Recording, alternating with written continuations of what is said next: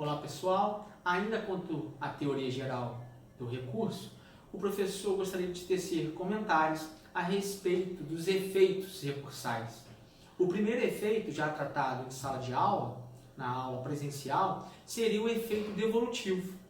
Quando se utiliza a via recursal, ele está devolvendo para a instância judicial, mediante um juízo ad quem, um juízo superior, a possibilidade de reexaminar a matéria.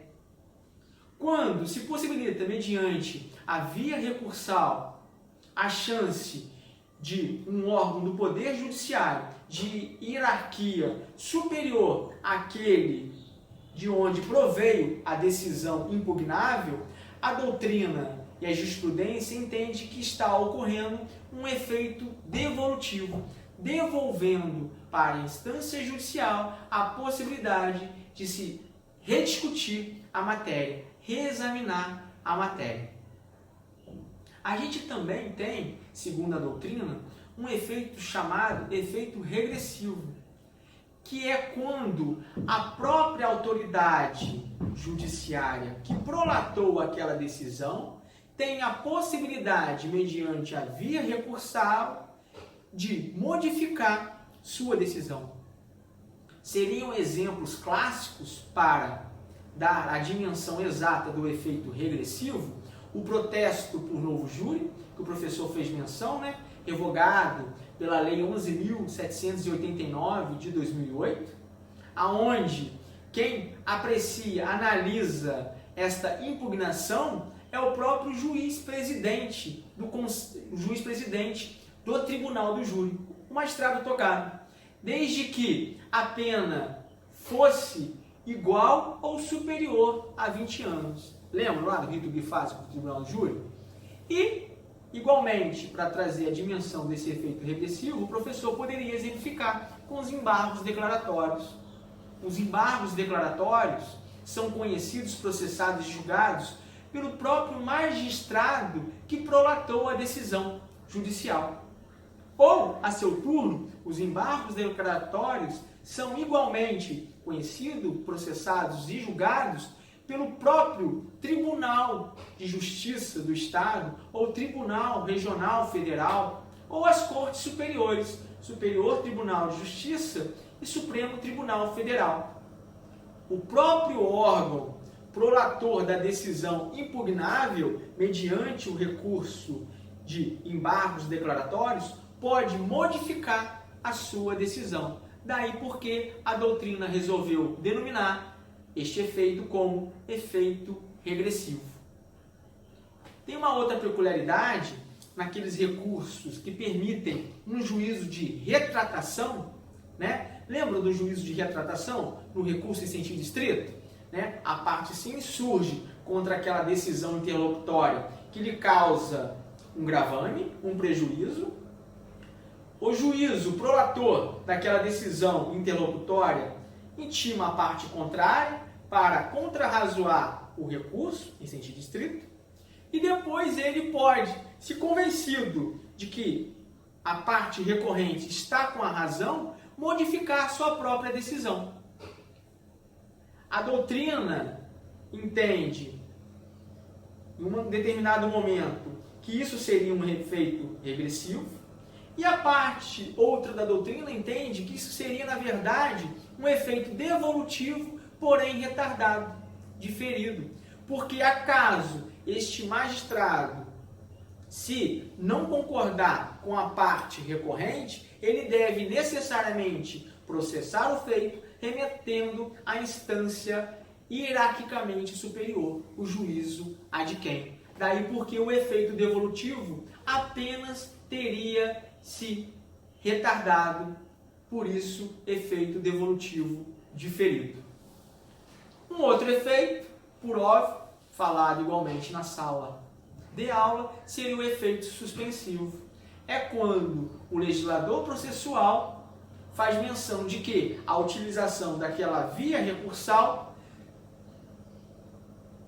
não permitirá o efeito imediato daquela decisão judicial impugnável. O efeito suspensivo, como o próprio nome faz crer, suspende a eficácia da decisão impugnável via recurso. Como eu tenho uma regra, efeito devolutivo, e eu tenho uma exceção, efeito suspensivo, a exceção deve vir estipulada na norma procedimental. Qual que é o exemplo, professor? O artigo 597 do Código de Processo Penal, que trata da sentença penal condenatória, faz menção que a utilização da via recursal suspende o efeito dessa decisão que condenou o processado. Enquanto não houver o trânsito em julgado da sentença penal condenatória no processo criminal, não há que surgir o efeito imediato para seu cumprimento, a execução da sentença penal condenatória, a execução da sanção penal aplicada na sentença penal condenatória. Um outro exemplo seria o recurso extraordinário e, igualmente, o recurso especial. Recurso extraordinário é uma via extraordinária cujo órgão do Poder Judiciário é o Supremo Tribunal Federal. O recurso especial, igualmente na via extraordinária, é apreciado pelo Superior Tribunal de Justiça.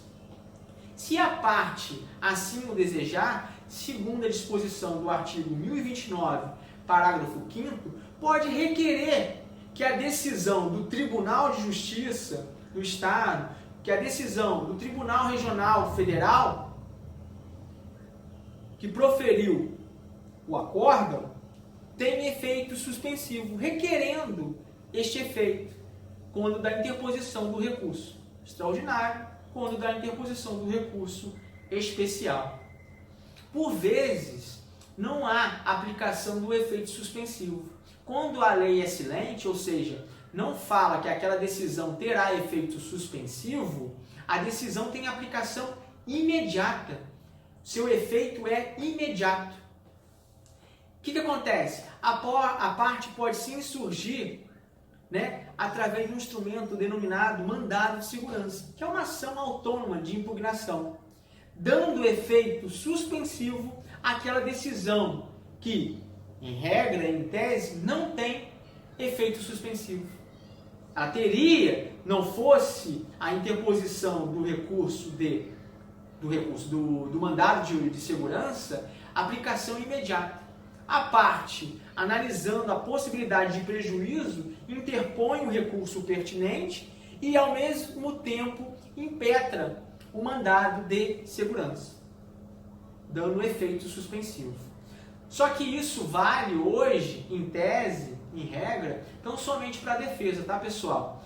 Para o Ministério Público existe um óbice lá da súmula 604 do Superior Tribunal de Justiça, determinando que não se pode manejar o mandado de segurança para conceder efeito suspensivo àquela decisão quando a parte for o Ministério Público.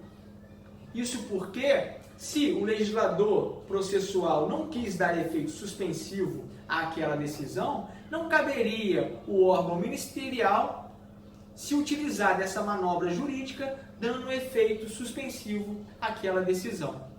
Apesar de existir essa orientação jurisprudencial através dessa súmula, pessoal, nada impede do Ministério Público concatenar a sua tese no sentido de haver um gravame tamanho para a sociedade e se utilizar, sim, do mandado de segurança para tentar dar efeito suspensivo àquela decisão, tá? Por quê?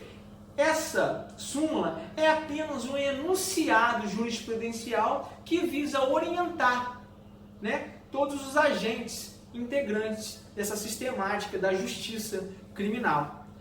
Não é uma decisão vinculante, como seriam as súmulas vinculantes do Supremo Tribunal Federal. Ok?